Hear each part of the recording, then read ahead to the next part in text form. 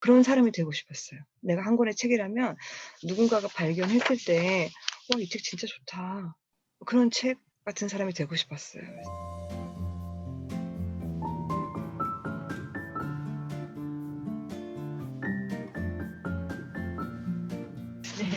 여러분 안녕하세요. 저는 이름이 정혜윤이라고 하고요. 라디오 PD예요.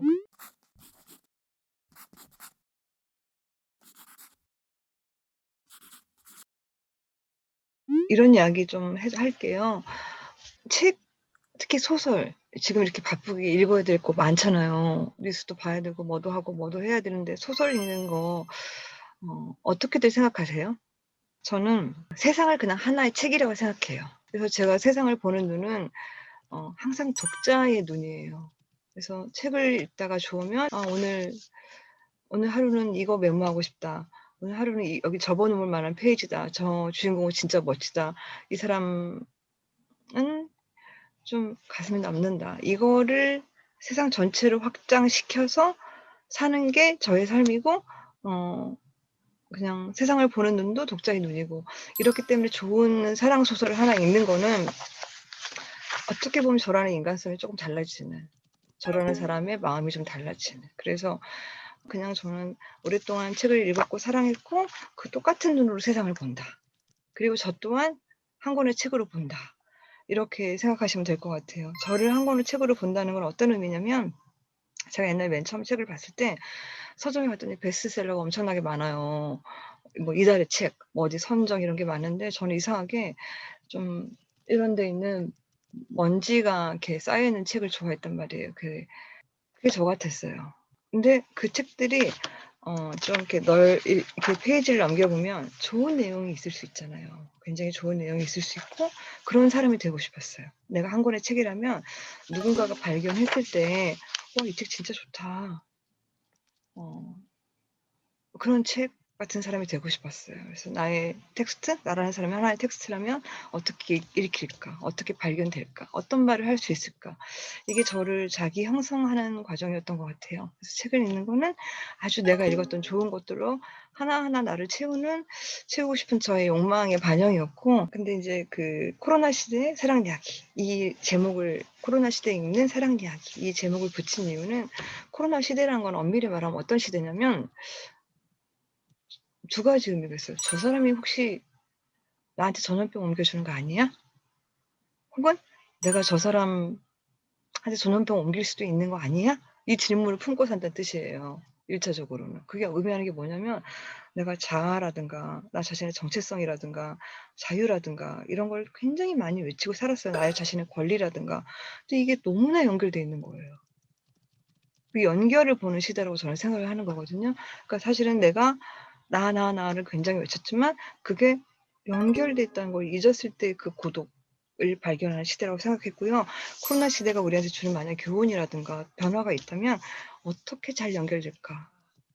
이제부터는 내 주변 사람이랑 혹은 자연이랑 혹은 박쥐랑 혹은 야생동물이랑 어떻게 잘 연결돼서 살까.'를 다시 고민할 수만 있다면 충분히 의미 있는 시간이 될 수 있고, 굳이 사랑이라고 말을 한 것은요, 사실 사랑이란 건 저희가 그동안에 '내가 사랑받을 수 있을까? 내가 사랑받을 만한 사람인가?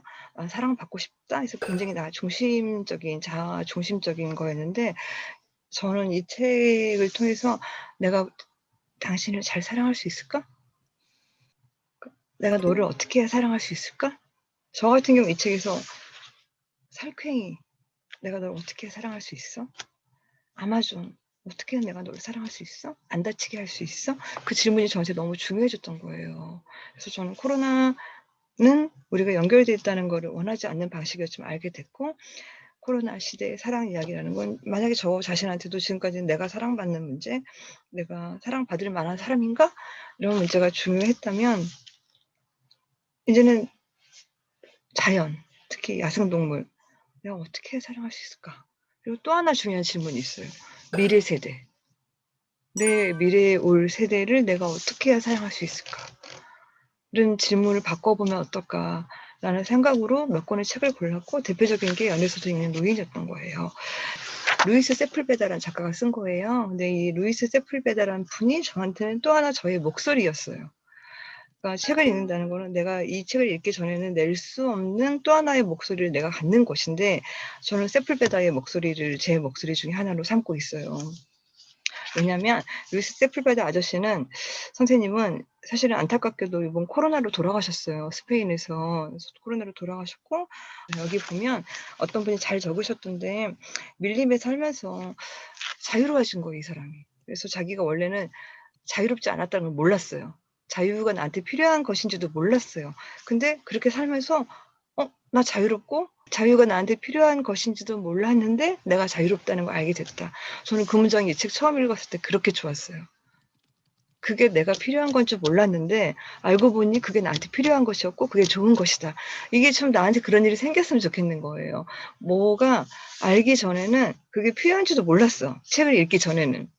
내가 어떤 책을 읽기 전에는 나한테 이런 게 필요한지 몰랐는데 어떤 책을 읽고 보니 이게 나한테 사실 필요했던 거고, 그렇게 살아보니 진짜 좋더라 라고 제 목소리가 된 책 중에 하나예요.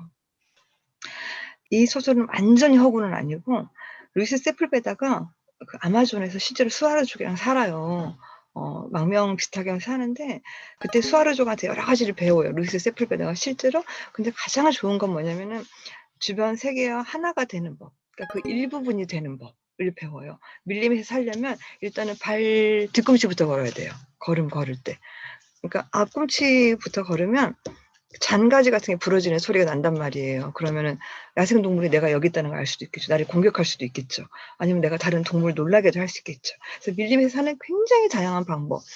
산들바람이 그 나뭇잎을 흔드는 소리라든가, 아니면 내가 비가 많이 오는 날은 어떻게 해야 된다라든가, 어떤 길은 피해 가야 된다든가, 이런 걸 알 수 있는데, 수아르족이랑 지낼 때 가장 친했던 루시노라는 존재가 루이스 세풀베다에게 있었어요.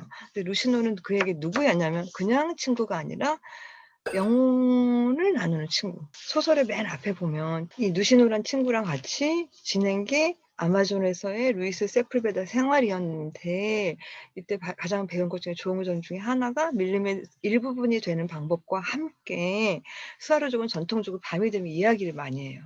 오늘 하루 어떻게 지냈어? 너한테 오늘 제일 좋았던 일이 뭐야? 그 이야기를 마을이 다 같이 모여서 하는 거예요. 그래서 이렇게 하루하루를 의미 있게 살다 보면 내 인생 전체가 의미 있는 날이 될 거야 라는 그 생각을 수아르족한테 배워요. 루시노한테 배우고, 나중에 루이스 세풀베다가 이 마을을 떠난 다음에도 그렇게 살게 돼요. 저는 내가 속한 사회의 일부잖아요. 이제 항상 이 사회에서 내가 어떤 일부분이 될까가 저한테 굉장히 중요한 고민이었어요. 어떻게 이 사회의 일부분이 될까? 사실 꿈을 갖는다는 거, 일자리를 갖는다는 거, 노동을 한다는 거, 아침에 출근을 해서 혹은 아침에 집을 나서서 저녁에 퇴근을 한다거나 돌아온다는 거는 일부분으로 산다는 거예요. 근데 그 일부분으로 사는 거를 어떻게 해야 잘할까? 이게 저의 항상 풀 수 없는 고민이에요.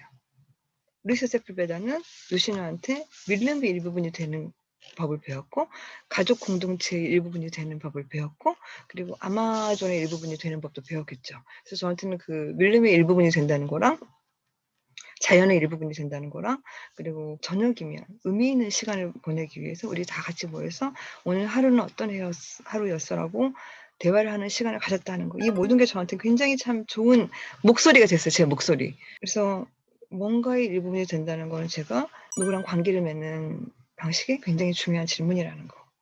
그래서 루이스 세풀베다가 루시도를 만났고 수아르족이랑 밀림에서 지낸 어느 날 비가 많이 왔어요.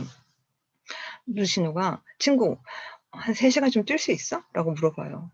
있다. 그래서 비가 엄청나게 오는데 둘이서 3시간을 뛰어요. 뛰는데 오두막이 하나 나와요.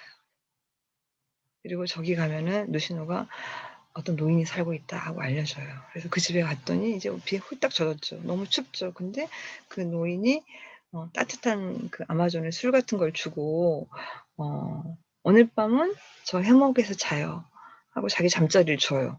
근데 이제 루이스 세풀베다 표현에 따르면, 내가 정말 명색이 소설가인데 비가 많이 오는 날 3시간을 뛴 끝에 따뜻한 오두막에 가서 따뜻한 술을 대접받고 해먹에 누워서 자는 그 기분은 소설가지만 말로는 표현할 수가 없더라. 그런 기분을 느끼며 요세프보다 잘라 했는데 노인이 안 자는 거예요. 노인이 안 자고 무슨 서랍장 같은 걸 딱 열더니 책이 한 5권, 6권 있어요. 누더기예요, 완전히. 거기는 파블로 네루다의 시도 있지만 대부분이 연애 소설이었던 거예요. 너무 많이 읽어서.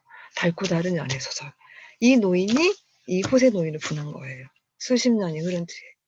그래서 제가 아까 이 소설은 완전히 허구만은 아니에요 했던 게 세풀베드에게는 이미 누시노가 있었고 누시노랑 3시간 달리던 그 정글에 비 내리는 밤이 있고 그다음에 도착한 노인의 오두막이 있고 그리고 연애소설 읽는 노인이라는 존재가 있었어요. 근데 그 연애소설을 읽는 그 노인에게 어떤 이야기를 부여할까는 이제부터 창작의 영역을 계속하는 거죠. 그리고 이 책을 쓰고 루이스 세풀베드가 되게 걱정했어요. 누구한테 걱정했냐면 치코 멘데스한테 말했어요. 살해당한 환경운동가 치코 멘데스. 이 사람은 노동자였어요. 고무공장 노동자였는데 목축업자들한테 가족들이 보는 앞에서 살해당해요. 그래서 내가 이렇게 아마존에 대한 소설을 쓰면 사람들이 더 아마존에 막 관심 갖고 와 가지고 환경이 더 파괴되는 거 아닌가? 이걸 굉장히 걱정하면서 쓴 책이고 그걸 실제로 치코 멘데스가 살아있을 때 의논하기도 했어요. 이 소설 쓸 때는 치코 멘데스가 살아있었죠. 내가 이런 거 쓰면 사람들이 아마존에 와 갖고 엄청 더 막 금 캐고 벌채하고 이러면은 안 되는 거 아니야? 하니까 치코 멘데스가 쓰라고 했거든요. 그리고 나서 치코 멘데스는 살해당한답니다. 그 치코 멘데스를 살해하겠던 그 목축업의 문제는 지금도 계속되고 있어요. 그래서 환경운동가들은 굉장히 많이 말을 해요. 우리가 소고기를 많이 덜 먹는다면 아마존에 과연 산불이 이렇게 날까? 불을 지를까? 그거랑 만약 우리가 스테이크를 덜 좋아한다면 아마존이 이렇게 파괴될까? 이런 질문들을 품고 사는 건데 이 질문들이 불편하긴 해요. 왜냐면 우리나라 사람들은 유달리 소고기 사랑이 강한 편이에요, 다른 고기보다. 근데 이 브라질에서 지금 벌어지는 일은 그런 질문을 저희한테 갖게 해요. '내가 이렇게 살아도 될까?'